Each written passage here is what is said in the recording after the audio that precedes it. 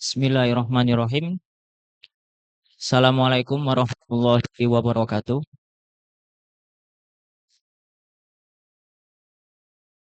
Alhamdulillah, alhamdulillahi rabbil alamin.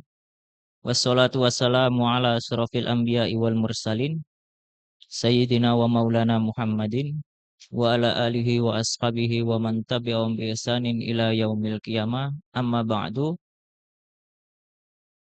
Alhamdulillah kita masih diberikan nikmat oleh Allah sehingga kita dapat melanjutkan aktivitas kita belajar bareng, yakni belajar ilmu mantik. Salawat serta salam tidak lupa kita aturkan kepada Nabiullah Muhammad SAW. Karena berkat beliaulah kita dapat mengenal Islam, sebagaimana beliau juga tauladan, maka patut kita meneladaninya. Lebih-lebih sekarang kita sudah masuk di bulan Rabiul Awal, di mana Rabiul Awal itu identik biasanya dengan acara atau dikriyatu di Maulidin Nabi Sallallahu Alaihi Wasallam.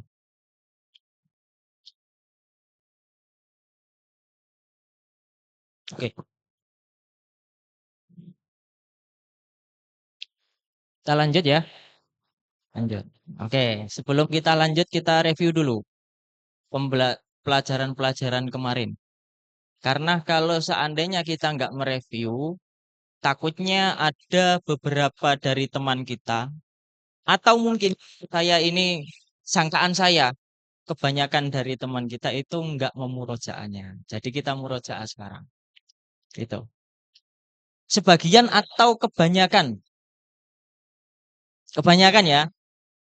Sebagian besar. Oke, sebagian tapi sebagian besar, bukan sebagian kecil. Gitu. Oke, kita review sedikit. Dari apa-apa. Bab awal sampai kemarin atau kemarin aja. Kemarin. Oke. Apa yang disebut dengan ya, dengan kuliah? Al-hukmu alal jami. Sedangkan itu, apa perbedaan antara jami dengan majmu? Kalau jami itu ma'al istiqlal. Nah, itu kata kuncinya di sana, ma'al istiqlal. Istiqlal itu apa? Ketika kita menghukumi itu, melihat satuan-satuan individu yang tercakup pada maudhu'nya. Itu namanya istiqlal. Sedangkan majmu' dia itu al-hukmu ma'adamil istiqlal. Kebalikannya. Contoh dari kemarin. Contoh daripada kuliah apa? Apa? Contoh dari kuliah.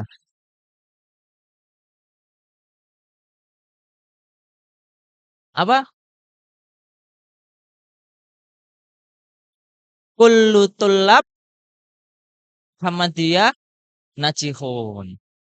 Kemarin. Sehingga itu kita masing-masing daripada individu yang terdalam atulab al-Muhammadiyah kita hukumi dan kita kan pada mereka atau masing-masing individu itu atribut najih. Sebenarnya kita ingin mengatakan seperti itu. Itu kalau secara tafsilnya. Sehingga ketika kita mengatakan misal siapa? Faiz. Misal, saya mengatakan Faiz itu rajin. Sebenarnya kita ingin mengatakan kita memberlakukan mafhum rajin itu kepada individu yang namanya Faiz. Sebenarnya kayak gitu. Ketika kita ingin istilahnya mentahlil atau menganalisis dari suatu proposisi tadi. Sama dengan tadi kuliah itu. Contohnya apa? Kullu tullab al-Muhammadiyah najihun. Kalau contoh daripada kul apa kemarin?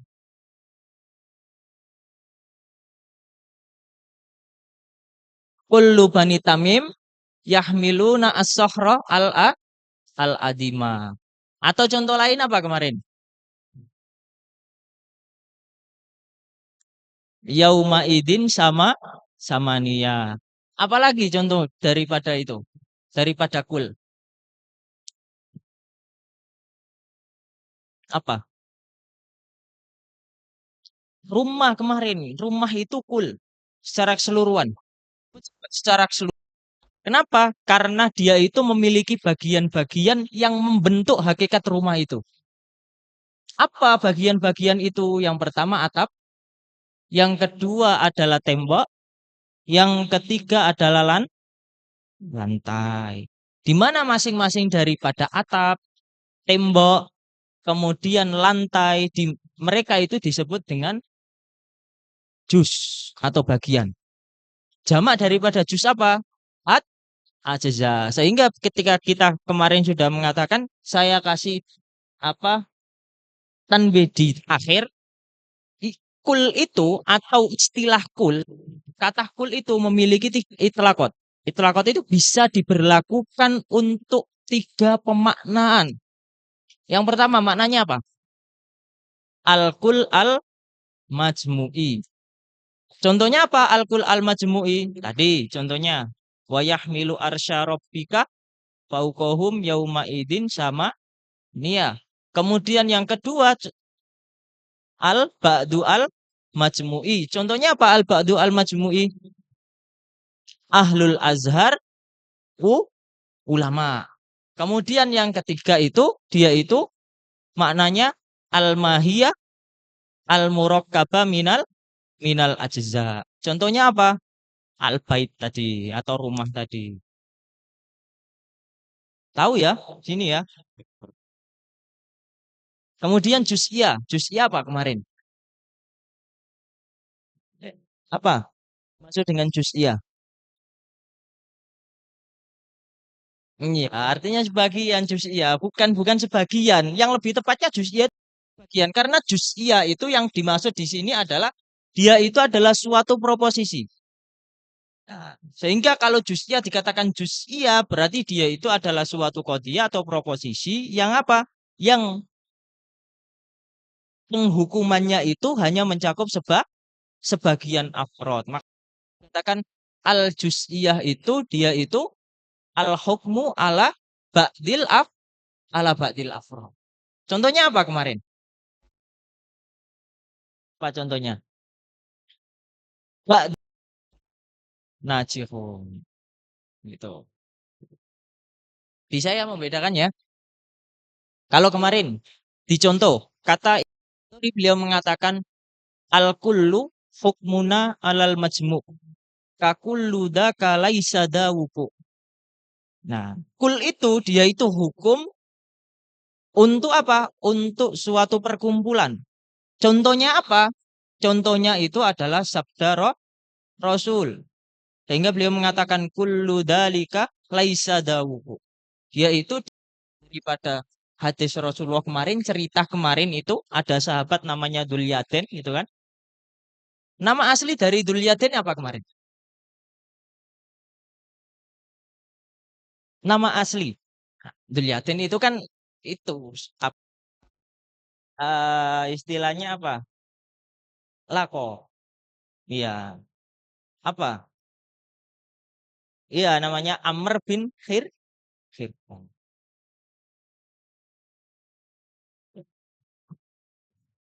Oke, kita lanjut sekarang. Bab Anwaul ilmi al-hadis selesai.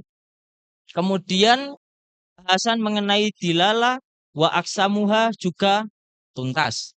Kemudian pembahasan mabaghisul alfat selesai juga. Kemudian kuliatul khoms juga selesai. Kemudian kemarin kita membahas tentang nisbatul alfat lil ma'ani selesai juga. Kemudian perbedaan beberapa terminologi yaitu al-kul, al-kulliyah, juz sama juz'iyah. Itu juga selesai. Sekarang kita berada di puncak pembahasan at-tasawwur.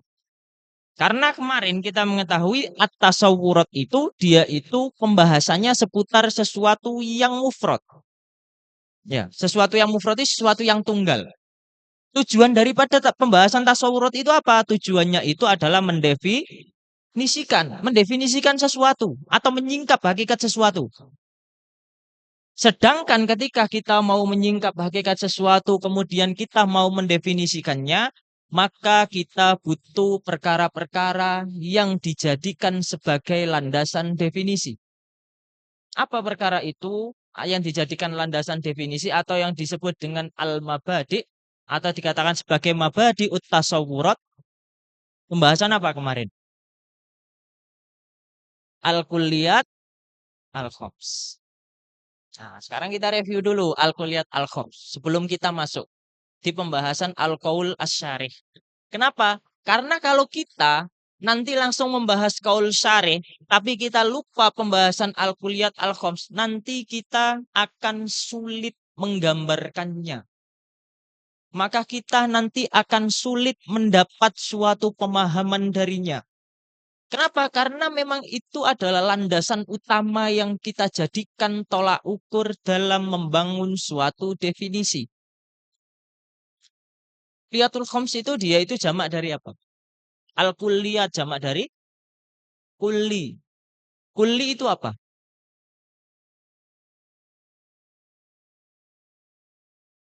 Apa?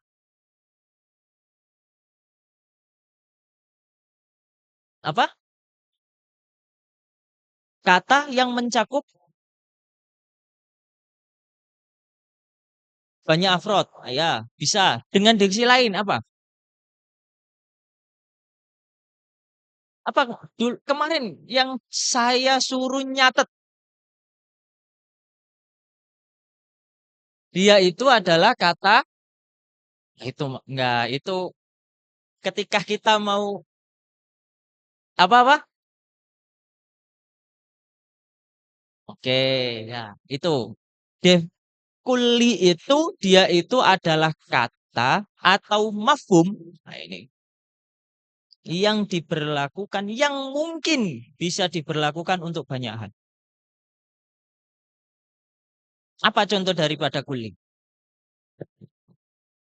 Apa sih untuk kuli sih? Jangan al-insan. Masa sebegitu banyak mafhum yang ada di dunia ini masa al-insan saja gitu? Aduh, jangan. Apa lagi? Apa? At-Thalib Al-Azhar. Kuli juga termasuk. At-Thalib itu kuli. Apalagi? Apa? Jangan hayawan. Kok masih sangat sulit sih teman-teman. Apa? Nah ini apa misal kita melihat apa AC. AC itu mafhum universal loh. Iya kan? AC. Apalagi? Masjid. Apalagi? Rumah. Apalagi? Kayu. Apalagi? Handphone. Oh banyak banget kan? Masa sebegitu banyaknya kemudian kita ketika disuruh memberikan contoh itu al-insan saja gitu. Gitu. Apa nggak bosen dengan al-insan gitu? Itu kan banyak banget itu kan. Singa, anjing, apalagi buaya gitu kan. Buaya darat ini kayak Aziz ini itu juga termasuk mafhum universal kan? Iya kan? Ketika saya mengatakan buaya darat, mafhum universal nggak? Mafhum universal. Dia bisa diberlakukan kepada Faiz, bisa juga diberlakukan kepada Aziz, bisa diberlakukan kepada Azam. Tuh, banyak banget kan? Itu namanya universal. Sangat banyak. Gitu. Paham ya? Nah, al-kullih itu dia itu ala hasabil istiqro para ulama mantik, ulama manatiko mereka menemukan lafat-lafat kuli itu jumlahnya 5. Apa saja lafat kuli yang jumlahnya 5? Yang pertama ada namanya al-jins. Yang kedua ada namanya an-nawu. Yang ketiga ada namanya Fasal yang keempat namanya arot am, yang kelima namanya arot khos atau khoso. Jangan dilupakan, Bos. Iya kan? Ketika saya mengatakan al-kulli di mana dia itu makana dakhilan anil mahia, disebut dengan kulli apa? Dia itu adalah kulli yang masuk dalam cakupan esensi sesuatu atau masuk dalam esensi sesuatu atau hakikat sesuatu. Disebut dengan kulli apa? Nah, ini Azam ini masih ngelek. Apa? Disebut dengan kulli dzati. Iya, itu disebut dengan kulli dzati. Sedangkan ketika saya mengatakan maka khorijan anil mahya, dia itu yang keluar daripada esensi sesuatu disebut dengan al-kulli arodi. Apa saja yang masuk dalam cakupan kulli tadi? Oke, yang masuk dalam cakupan kulli arodi, khoso sama arod. Nah, khoso sama arod am. Nah, nanti dari kelimah ini yang dipakai di bab at-tasawurat, apa maqasidut tasawurat, yakni bab at-ta'rifat, nanti cuma empat. Empat itu apa saja? Yang pertama adalah jins, yang kedua adalah nau, yang ketiga adalah fasal, yang keempat adalah khoso. Sedangkan arot am nanti nggak masuk. Itu nggak dipakai. Kenapa? Karena arot am itu sesuatu yang dimana ketika kita memakainya maka tidak akan bisa memberikan faedah bagi seseorang yang mendefinisikan sesuatu hal karena dia itu sesuatu yang sifatnya umum. Ya. Kenapa? Karena lagi-lagi definisi, saya katakan di sini dari awal definisi itu punya dua tujuan. Sampean catat. Definisi itu tujuannya itu dua. Yang pertama tujuan daripada definisi itu apa? Al-bayan. Yang kedua tujuan daripada definisi itu at-tamyiz. Yang pertama tujuan daripada pendefinisian itu al-bayan. Tujuan kita mendefinisikan sesuatu itu ingin menyingkap hakikat sesuatu itu. Sehingga fungsinya ketika menyingkap berarti di sana juga menjelaskan. Menjelaskan daripada hakikat sesuatu. Karena kalau kita ingin mendefinisikan sesuatu kok enggak memiliki satu faedah ini, maka definisi itu dikatakan sebagai definisi yang cacat. Kenapa? Karena memang kalau kita ingin mendatangkan suatu definisi, ya tujuan kita pasti ingin mengetahui sesuatu yang kita definisikan. Iya. Kita nggak mengetahui al-fa'il. Fa'il itu apa kita nggak mengetahui. Kita datangkan definisi daripada.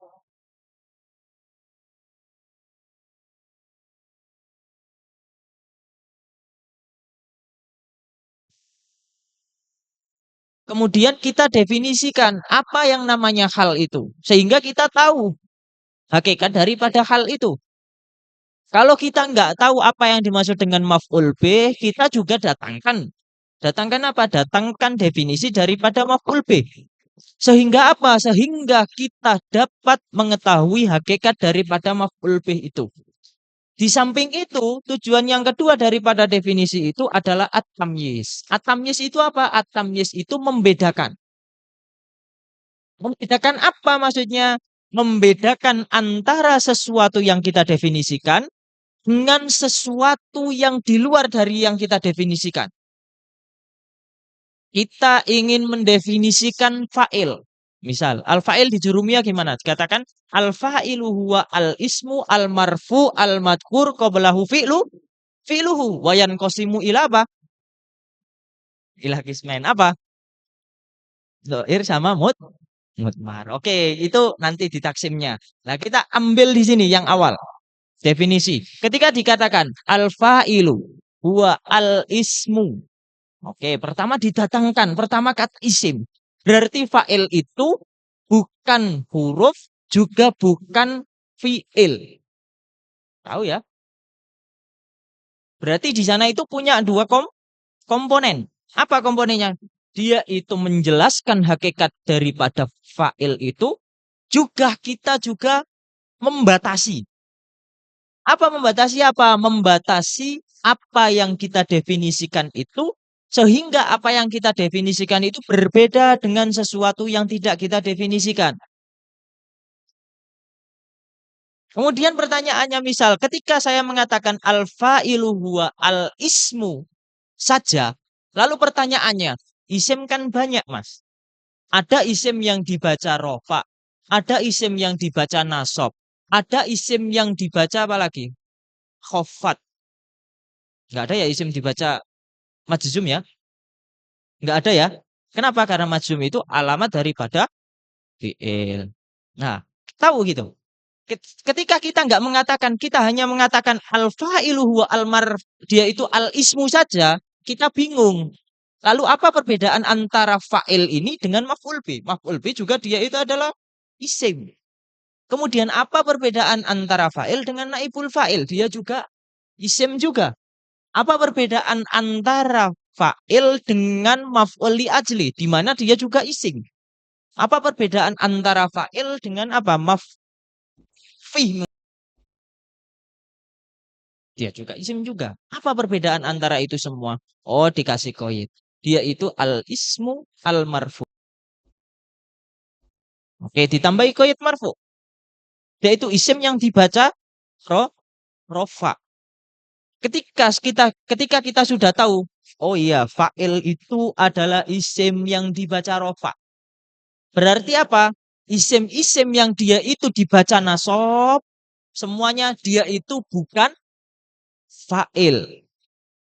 Nah sekarang pertanyaannya, kalau kita mengatakan al-fa'ilu wa al-ismu al-marfu, lalu apa bedanya fa'il dengan mubtada? Mubtada juga isim kan? Dibaca rofa juga. Apa perbedaan antara itu? Makanya dikasih koid al-madkuru qabla fi'luhu.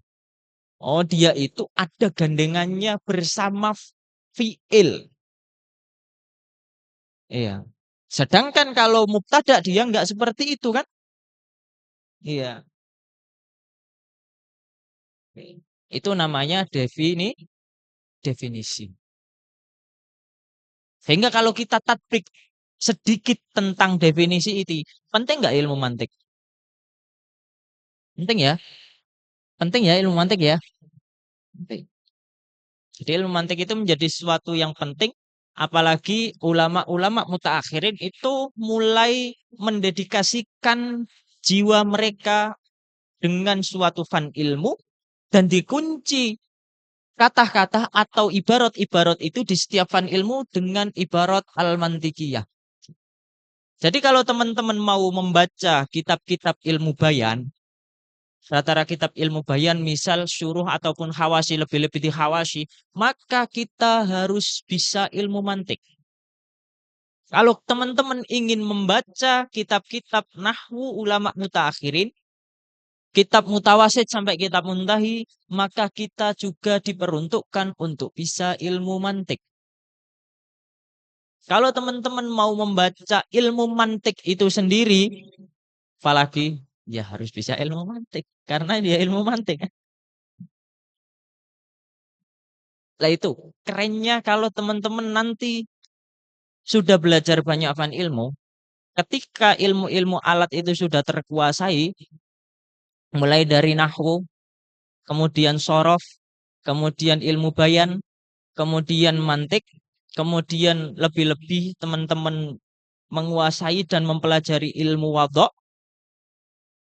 dan ilmu-ilmu yang lain jajarannya, maka nanti teman-teman ketika membaca suatu teks Arab atau kitab-kitab turos nanti akan mendapat suatu faedah yang nikmat, akan mendapat suatu kenikmatan ketika membaca. Gitu. Itu yang dialami oleh kakak-kakak kelas sampean. Hampir semua ketika awal dulu di sini juga merasakan kayak teman-teman. Ketika membaca ini, oh ini terasa sulit banget. Gitu. Bahkan ketika teman-teman membaca kitab level mubtadi pun, syarah Idhahul Mubham, ketika membaca sendiri, sulit nggak? Sulit nggak? Sulit kan? Ada yang di sini sudah lancar banget dalam memahami teks. Maksudnya kitab ketika ini, kitab Idhahul Mubham ini. Sulit kan ya? Kita membaca dari awal aja di Mukodimah itu aja sangat-sangat pelik kita. Iya. Kalau di awal itu membaca Mukodimah itu kita diharuskan ini padahal ilmu mantik. Tapi syarahnya kita diharuskan untuk mengetahui faedah-faedah yang ada di ilmu ma'ani. Kita diharuskan untuk mengetahui faedah-faedah yang ada di ilmu bayan. Kemudian ada penjelasan seputar ilmu tafsir juga. Dan lain sebagainya. Nah, itulah nanti teman-teman akan mengalami perjalanan intelektual mulai dari awal di sini masih istilahnya masih kurang alat. Kemudian nanti ketika teman-teman sudah mulai bisa dan tumbuh, mulai belajar sedikit-sedikit, kemudian lama-lama nanti insya Allah akan menjadi bukit. Nah, ketika sudah menjadi bukit itu, maka teman-teman akan menuai suatu kenikmatan ketika membaca kitab. Nah, marhalahnya apa teman-teman yang awal ini? Marhalah teman-teman yang awal ini yang ngaji. Dengan apa caranya? Dengan ngaji. Kalau kita nggak ngaji, kita nggak akan bisa. Gitu. Apalagi membaca atau memahami ilmu-ilmu alat.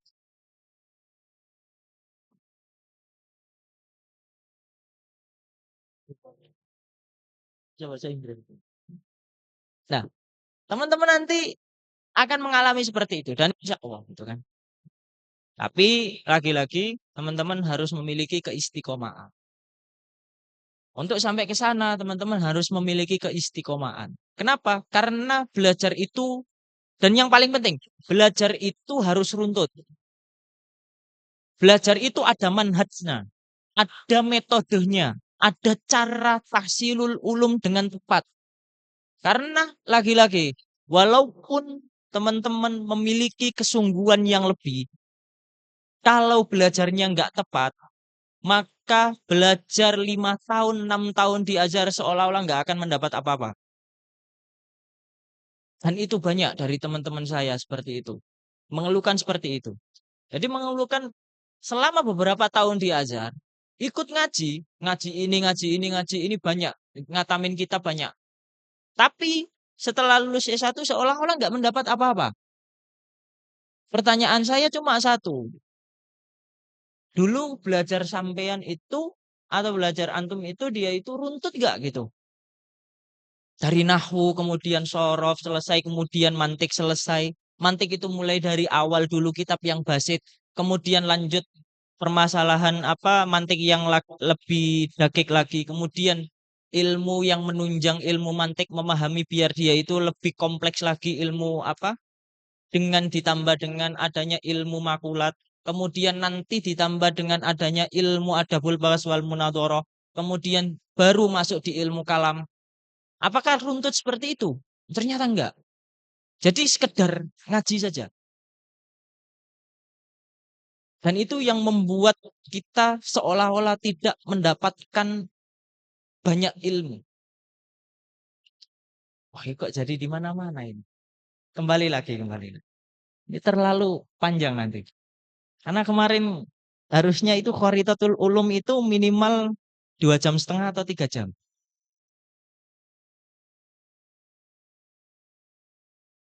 Jadi Khoritatul Ulum itu jangan 15 menit atau 20 menit itu. Itu bukan Khoritatul Ulum. Itu oh, ganti, siap. Itu bukan Khoritatul Ulum. Itu memberikan nasihat saja atau semangat itu. Karena teman-teman kemarin ketika kita habis ngaji itu makulat, teman-teman ada beberapa teman yang meminta Khoritatul Ulum berapa? Sekitar 2,5 jam ya. Iya, 2,5 jam sampai malam. Nah, kembali ke definisi tadi ya. Definisi tadi dia itu apa tujuannya?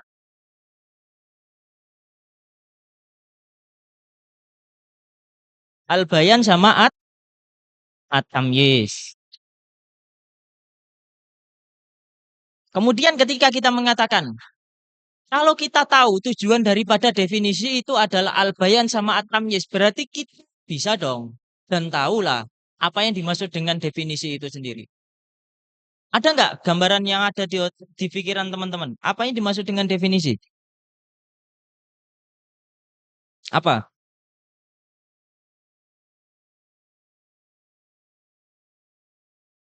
Dia itu adalah al-qaul alladzi yashrahu mahiyah atau yuwaddihu al-mahiyah. Dia itu adalah suatu ungkapan yang menjelaskan esensi sesuatu atau yang menyingkap hakikat sesuatu itu.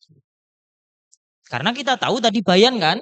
Bayan itu apa salah satu tujuan daripada definisi itu kan bayan. Bayan itu adalah menjelaskan hakikat suatu, berarti definisi itu dia itu adalah suatu ucapan yang menjelaskan hakikat daripada sesuatu. Udah punya gambaran? Sudah punya gambaran definisi itu apa? Dari tadi, contoh al-fa'il. Huwa al-ismu al-marfu al-madkur qablahu fi'luhu. Mana definisi? Dari al-ismu sampai qablahu fi'luhu itu definisi. Itu namanya definisi. Sedangkan al-fa'il dia itu apa? Sesuatu yang didefinisikan. Sesuatu yang didefinisikan. Yang hendak kita definisikan. Dan sesuatu yang hendak kita definisikan tentunya dia itu adalah al-maklum al-majhuli. Dia itu sesuatu yang tidak kita ketahui kan? Sedangkan definisi itu dia itu rangkaian daripada kata-kata yang sudah kita ketahui. Dia itu rangkaian dari kata yang memiliki makna di mana makna itu sudah kita ketahui. Dengan kata yang sudah kita ketahui ini, kita nanti bisa sampai kepada sesuatu yang tidak kita ketahui. Apa sesuatu yang tidak kita ketahui?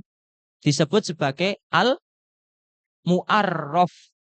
Al-mu'arraf itu sesuatu yang didefinisikan. Itu. Sedangkan definisi itu mu'arrif. Ya. Kan kalau kita kembali arrofa, yaitu ikut wazan apa? Hmm? Fa'ala yufa'ilu taf'ilan. Taf'ilatan. Tif. Mufa. Fahuwa mufa. Wadaka mufa. Fa'il. Mufa. Oke. Sigot isim fa'ilnya apa? Mufa'il. Sedangkan sigot isim maf'ulnya mufa'al. Ketika arrofa berarti sigot isim fa'il daripada arrofa itu apa? Mu'arif. Sedangkan sigot isim maf'ulnya apa? Mu'arif. Kan gitu. Gitu kan? Berarti ada sesuatu definisi, ada sesuatu yang didefinisikan. Sesuatu yang didefinisikan disebut dengan al-mu'arraf. Sedangkan sesuatu yang dijadikan sebagai landasan definisi ini disebut sebagai al-mu'arraf. Gitu. Tujuan dari takrif apa tadi? Apa? Al-bayan sama at-tamyiz. Oke. Nah, di awal di awal kita sebelum masuk di sana, saya kasih tamhid dulu. Di awal kita mengetahui kalau yang namanya ilmu menurut Manatiko dia itu apa definisinya? Idroku mutlakon. Makanya beliau Imam Akhdari mengatakan idroku masa gitu. Di bait gimana mengatakan? Idroku rotin tasawuron ulim wadar kunisbatin bitasdikin. Nah, ilmu sendiri kata Imam Akhdari kata para manati kok dikatakan dia itu mutlakul idrok. Dia itu mutlaknya suatu pengetahuan. Sehingga ketika ilmu ini dikatakan sebagai mutlaknya suatu pengetahuan, maka nanti ilmu bisa dibagi kepada tasawur dan tasdik. Gitu. Masing-masing dari tasawur sendiri dia itu adalah idroku mufrad. Sedangkan tasdik itu dia itu idroku an-nisbah al-hukmiyah. Disebut dengan tasdik. Di mana masing-masing dari tasawur dan tasdik kemarin kita sudah ketahui dibagi menjadi dua. Apa? Ada namanya al-ilmu ad-daruri, ada yang namanya ilmu an-nadori. Apa yang dimaksud dengan ilmu ad-daruri?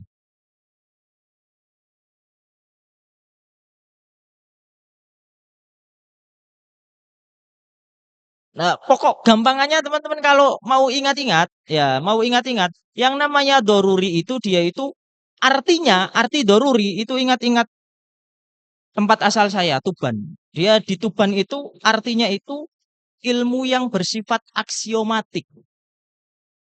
Pokok ingat-ingat. Nah, enggak, Klaten enggak ada bahasa itu, belum masuk di sana. Belum masuk Klaten itu. Ya. Jadi al-ilmu ad-daruri dia itu ilmu yang bersifat aksiomatik. Aksiomatik itu apa? Dia itu sesuatu yang diketahui tanpa mikir panjang. Aksiomatik ya. Aksiomatik itu kita ketahui pengetahuan itu tanpa mikir panjang, tanpa adanya ta'amul. Ya, istilahnya ta'amul, tanpa adanya ta'amul. Mikir panjang. Kalau ilmu yang selanjutnya ada ilmu nadori. Ya. Kalau bahasa Lamongannya apa? Arsi. Nadori apa? Ilmu yang bersifat apa? Oke, ilmu yang bersifat spekulatif itu.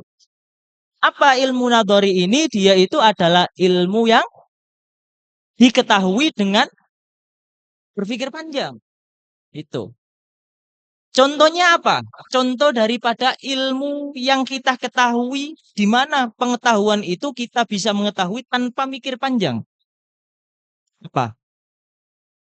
Misal yang tasawur, tasawur aja. Kita kan sekarang bahas pendefinisian ya. Yang tasawur aja, apa? Apa?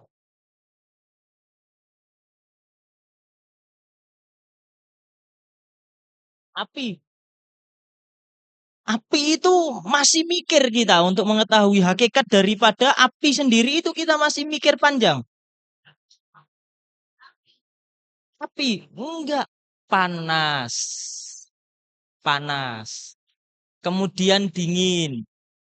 Apalagi asin. Apalagi pahit, pedes, asem. Bentar ya, saya minum dulu. Nah, ini manis. Ya kan? Ya. Pokoknya kalau ada kata-kata manis, ingat-ingat Diu. Jadi tertuju pada Diu. Iya.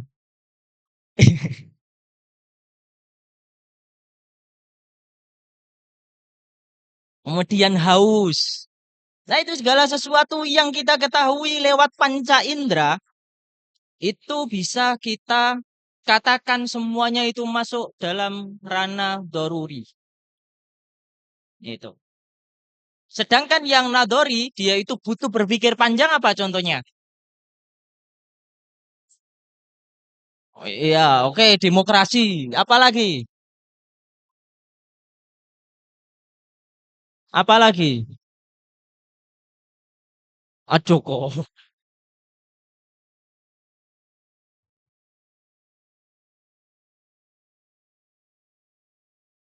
Apa? Justru nanti kalau kita mengatakan Mulyono termasuk ilmu yang nadori, enggak. Kenapa? Karena Mulyono itu adalah sesuatu yang bersifat musakhisot. Musakhisot itu suatu personalitas. Personalitas itu enggak mampu kita definisikan. Al-juz'iyat, al-hakikiyah itu tidak mampu kita definisikan. Bagaimana ada beberapa perkara atau beberapa hal yang tidak bisa kita definisikan. dengan definisi yang dipakemkan oleh ulama logika atau ahli logika. Salah satunya tadi al-juz'iyat al-hakikiyah. Itu nggak bisa kita definisikan. Mulyono tadi nggak bisa kita definisikan orang tertentu, gitu kan? Nah, iya. Pak Eko definisikan, gitu. Nah itu jadi sebelum sampean menyarankan saya pasti pokoknya Dio itu nggak tahu itu. Oh kalau menyarankan ini sesuatu pinggir jurang itu. Oke, itu salah satunya. Kemudian nanti sesuatu yang tidak bisa didefinisikan lagi itu hal-hal yang berkaitan dengan panca indera. Itu nggak bisa kita definisikan. Berarti al-ulum ad-daruriyah tadi yang kita sebutkan, baik dia itu yang berkaitan dengan sensasi atau ikhsas, atau yang berkaitan dengan emosi atau atifah, itu nggak bisa kita definisikan. Yang masuk pada ikhsas atau sensasi apa? Panas, dingin. Tadi seperti tadi. Sedangkan yang masuk dalam atifah, masuk ranah atifah, atau dia itu masuk dalam ranah emosional, seperti halnya apa? Oh, pusing, apalagi galau, merana, gundah gulana, apalagi cinta, apalagi. Nah, semua itu pokoknya itu nggak bisa didefinisikan. Maksudnya nggak bisa didefinisikan itu nggak bisa didefinisikan dengan kaedah-kaedah yang dipakemkan oleh ulama-ulama mantik. Gitu. Nah, tadi kira kita sudah tahu ya, tadi ya, sudah tahu maksudnya bahwa yang namanya definisi itu dia itu al-qaul alladzi yashrahu al-mahya wa yuwaddihuha. Dia itu adalah qaul atau perkataan yang menjelaskan dan itu tujuannya apa? Dari definisi itu ada dua. Apa? Yang buat yes. Nah, sesuatu yang bisa didefinisikan berarti dia itu masuk dalam ilmu yang apa? Yang na ya, di ilmu yang nadori.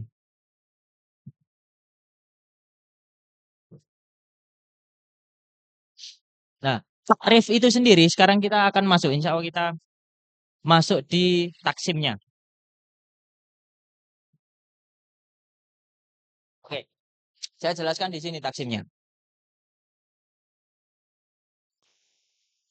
Taksim daripada at-takrif. Takrif secara awal ini at-takrif.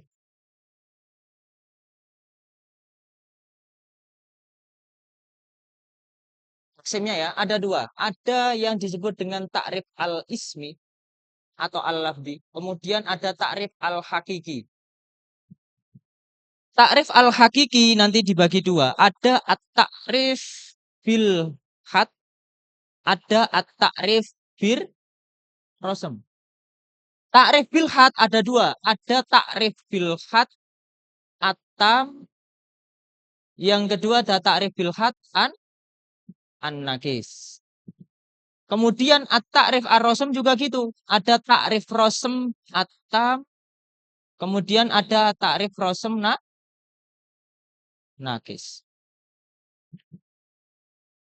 Eh, ini. Jadi takrif pertama di sini. Ada takrif al-ismi atau al-lafzi dengan takrif hakiki. Gitu.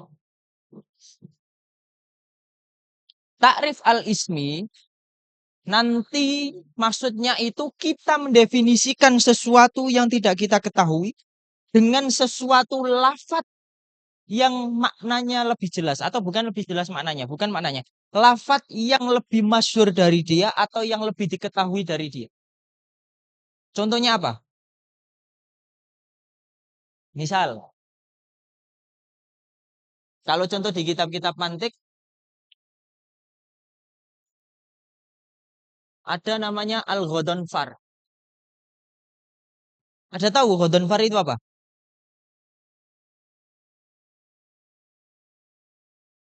Pak, Ghodul Basor. Apa? Al-Ghodonfar itu apa? Al Katakan Al-Ghodonfar huwa Al-Asad. Nah, sekarang pertanyaannya, lebih masyhur dan lebih diketahui mana? Ghodonfar sama Asad? Bisa. Nah, definisi itu. Definisi itu kadang kita mendefinisikan sesuatu dengan menyebutkan kata yang lebih dikenal atau yang lebih masyhur daripada dirinya, atau mendefinisikan dengan menyingkap hakikat-hakikat daripada dirinya itu. Tidak mendatangkan kata, tapi mendatangkan makna. Sehingga kalau kita mendatangkan makna di sini, berarti konsekuensinya kita harus mendatangkan al-jins daripada dirinya, juga fasal daripada dirinya atau sesuatu yang hendak kita definisikan. Itu. Sehingga kemarin kita sudah mengetahui ya, misal yang kemarin di Sajarah Forforius dimulai dari apa? Jauhar. Jauhar nanti dia itu turun. Ada apa? Jisim. Kemudian yang kedua ada ghairu jisim. Kemudian jisim nanti turun lagi. Ada jisim yang dia itu sifatnya namin atau tumbuh. Ada yang ghairu nami.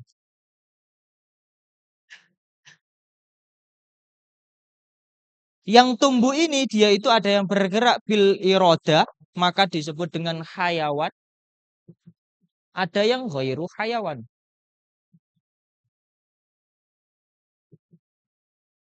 Hayawan ini dia itu ada yang memiliki sifat berpikir, disebut dengan, ada yang selain daripada ghairu insan. Insan ini dia itu punya banyak individu. Apa individu daripada insan?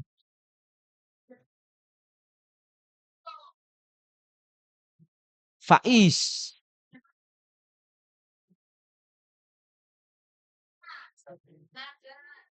Siapa lagi? Najwa. Siapa lagi? Khalid. Khalid. Khalid. Siapa lagi? Arsy. Banyak banget sini. Nah, kemarin kita sudah mengetahui yang namanya jins itu pertama, ya kan di al-qaul, al-kuliyat, al-khums ada lima. Tadi yang kita eliminasi satu. Apa tadi yang tidak akan kita pakai di definisi?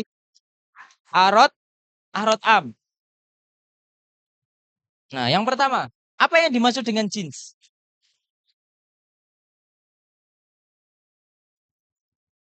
Ya, apa yang dimaksud dengan jins? Dia itu al-kulli, al-makul, ala kasirina, al-mukhtalifina, bil haqa'iq fi jawabi ma huwa. Dia itu adalah lafat kulli, atau dia itu adalah mafhum yang universal, yang bersifat umum, al-makul ala kasirina, yang diberlakukan bagi banyak individu.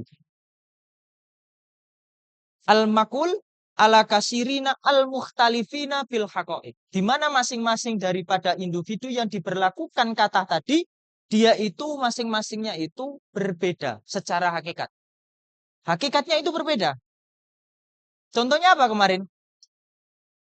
Apa contoh dari jins apa?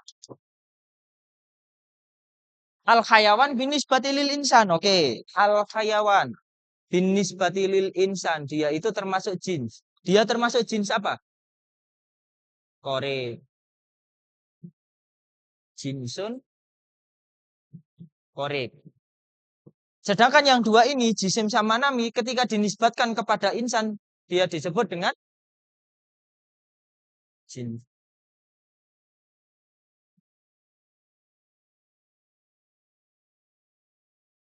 mutawassit. Nah, sedangkan jauhar ini dinisbatkan kepada insan, dia itu jinsun gaib.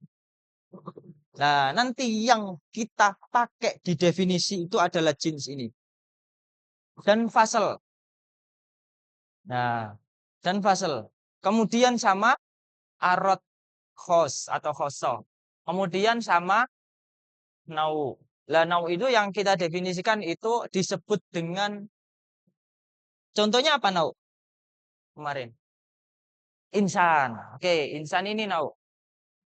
Misal kalau kita ingin mendefinisikan al-insan, contohnya misal al-insan dengan definisi bilhat, di mana definisi bilhat itu patokannya itu menggunakan jinsun korib. Apa bilhat itu dengan mendatangkan apa faselnya? Dikatakan sebagai bilhatam ketika didatangkan jinsun korib plus fasel korib. Sedangkan dikatakan dia itu nakis, dia itu didatangkan dengan jinsun bait plus fasel. Nah, di patokannya ketika kita ingin mendefinisikan sesuatu, gimana definisi itu ingin kita masukkan atau ingin kita rangkai dan dia itu termasuk bilhat, maka kita patokannya harus mendatangkan faselnya. Ketika kita ingin mengatakan, oh dia itu adalah bilhat, tapi yang tam, berarti kita datangkan jenis koribnya. Jadi patokan daripada tam itu, dia itu adalah jinsunnya. Sedangkan patokan daripada khat itu adalah faselnya.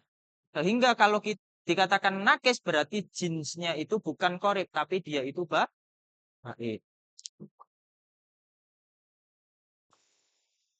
Yang kedua, ada definisi birrosmi atau rosem. Rosem juga gitu. Kalau rosem patokannya itu menggunakan fosso, bukan fasel. Apa perbedaan antara fasel dan khoso? Apa perbedaannya?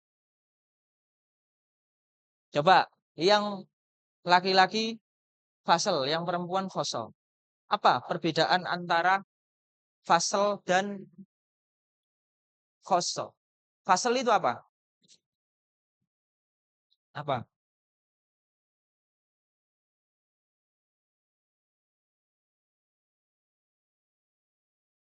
Gimana gimana? Fasel itu gimana? Jangan pakai bahasa Tuban, Bos. Kasihan teman-teman ini nggak tahu nanti pakai bahasa itu. Gitu. Oh, kalau Wonosobo nggak ada itu. Wonosobo itu negeri atas angin, negeri kayangan itu nggak ada bahasa seperti itu. Iya, bahasanya sana itu Wonosobo bahasa Sun Gokong itu adanya. Iya. Apa? Fasel itu apa? Apa is fasel is? Al-kulli, al-makul, ala jawabi aisyai'in huwa. Dia itu adalah kulli atau dia itu lafaz yang universal yang diberlakukan bagi sesuatu hal yang fungsinya untuk apa? Untuk memberikan suatu informasi dan dia itu menjadi suatu karakteristik daripada sesuatu itu. Dan hanya dimiliki oleh sesuatu itu. Sifatnya itu dati. Itu kuli. Apa? Dia itu fasal. Contohnya apa? An-natik binisbati lil insan. Itu adalah fasal. Ya, fasalnya. Di mana natik ini dia itu fungsinya apa? Fungsinya ketika ditanya apa karakteristik yang membedakan antara mafhum yang namanya insan dengan mafhum selain daripada insan yang masih dalam cakupannya. Masih dalam satu deretan. Apa? Sifat natikiyah itu. Sehingga fasel itu menjadi sesuatu yang bersifat esensial. Lalu apa yang dimaksud dengan khosoh? Al-kulli, al-makul, ala afrodin wahidatin hakikotin wahida saja. Kaulan arodian. Harus ada gitu. Untuk membedakannya di sana. Kalau fasl itu dia itu masuk dalam cakupan al-kulli adzati. Sedangkan yang namanya khoso itu masuk dalam cakupan al-kulli al-arodi. Di mana al-kulli adzati dia itu harus ada pada hakikat sesuatu. Sedangkan khoso itu atau dimaksud dengan dia itu masuk dalam cakupan al-kulli al-arodi. Andaikan dia nggak ada nggak menjadi masalah. Iya, dia itu adalah kuli yang hanya ada pada satu hakikat saja. Misal, hanya ada di insan saja, nggak dimiliki oleh Alvaros, nggak dimiliki juga oleh apa Al-Kalb mungkin, atau nggak dimiliki oleh At-Timsah mungkin. Tapi dia bersifat kaulan arodian, dia hanya bersifat sampingan. Ya, dia itu sifatnya aksidental saja, bukan bersifat esensial yang harus ada. Contoh daripada khoso apa kemarin? Ad-dohik mungkin. Oke, kita pakai dohik. Nah, ar-rosem di sini dia itu patokannya menggunakan khoso. Dia disebut dengan rosem tam ketika kita datangkan jins koribnya. Plus khoso. Kalau kita mendatangkan rosem nakis, berarti di sini jinsun, bait, plus khoso. Atau khoso saja. Di sini atau fasal saja. Bisa. Seperti itu. Oke, kalau kita tahu seperti ini ya, tahu ini ya. Nah, sekarang kalau kita mendefinisikan manusia, misal kita mendefinisikan manusia dengan definisi al-had at-tam. Berarti al-insan itu al-hayawan an-natik. Kalau kita mendefinisikan al-insan itu dengan definisi rosem at-tam. Al-hayawan ad-dohik. Ketika kita mendefinisikan al-insan itu rosem nakis.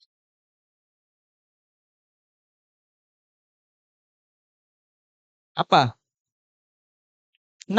Nakis itu jinsun bait. Jins bait daripada al-insan apa?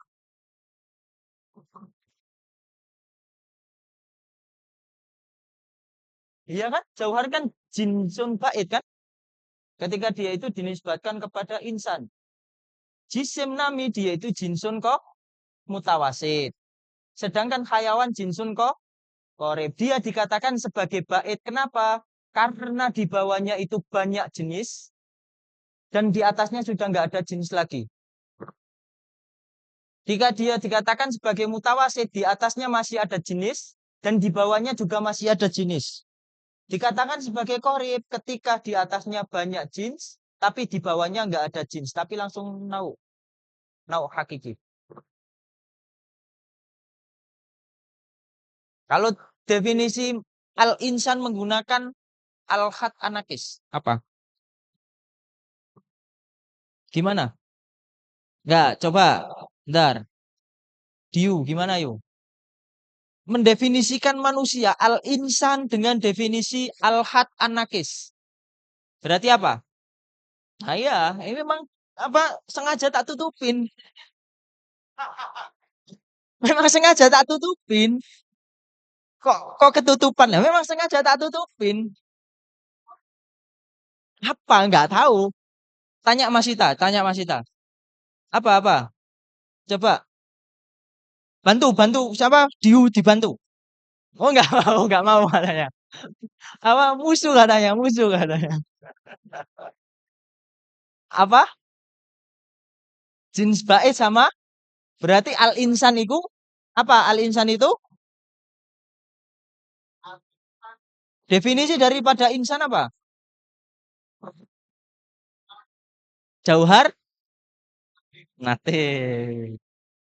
Oh, ini dapat dapat bocoran dari siapa itu? Mhm. Itu sesuatu yang muhal itu kan. Iya, sesuatu yang muhal itu. Itu itu sudah tercerminkan pada kepribadianmu yuk. Dulu itu ketika kamu kayaknya kalau kamu dulu itu SD, SMP atau SM pas Alia atau SMA itu kalau ujian juga gitu dia. Dia itu gitu pasti dia. Malakin teman belakang, depan, sampingnya untuk memberikan kunci jawaban. Gitu. Oh. Lah itu, makanya saya melakop video itu sebagai apa? Lakon. Ya, bener kan? Saya kan lakon. Lakon itu menang nguri. Kalau kata orang Jawa lakon itu menang nguri. Menang nguri itu menangnya itu di akhir gitu. Enggak di awal tampilnya gitu. Gitu. Paham ya? Tadi ya, cara mendefinisikan ini ya. Paham? Paham? Nah, ketika teman-teman sudah tahu ini, nanti coba ketika di rumah baca secara pribadi tentang pembahasan Al-Qaul Asy'ari. Insya Allah mudah. Insya Allah mudah. Ini sudah saya kasih gambaran seperti ini. Jadi untuk masuk di sini, kita harus review di pembahasan ini Kuliatul Khoms. Lebih-lebih di anwa daripada macam-macam daripada apa? Jins atau genus. Sudah ya? Paham? Boleh di apa? Tulis dulu.